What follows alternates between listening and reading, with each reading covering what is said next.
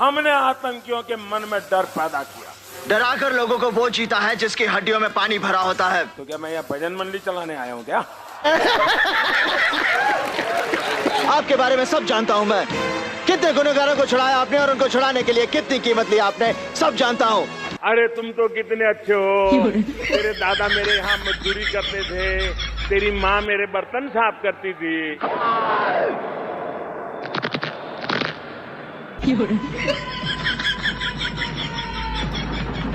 ए, दादागिरी मत कर। ये देवा की अदालत है और मेरी अदालत में अपराधियों को